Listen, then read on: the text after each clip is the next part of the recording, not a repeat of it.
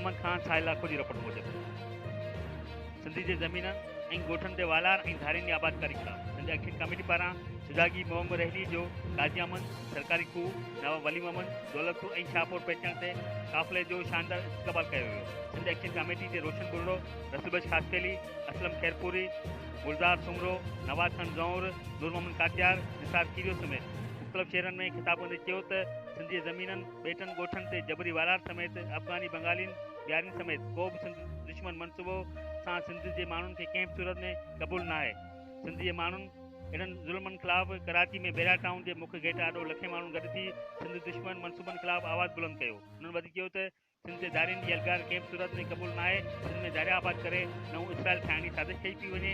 सिंध हुकूमत पंहिंजे इक़्तिदार बचाइण लाइ अफ़गानियुनि जा रस्ता खोले छॾिया आहिनि। बेरा टाउन, ज़ुल्फ़िकाराबाद, DHA, कमांडर सिटी ऐं हाउसिंग जी आड़ में सिंधी जे ज़मीननि ते कब्ज़ा करे सिंधियुनि खे अक़लियत में तब्दील कयो पियो वञे। हर ख़बर अवां जी पहुच ताईं ॾिसंदा रहो सरफ़ ऐं सरफ़ STV न्यूज़।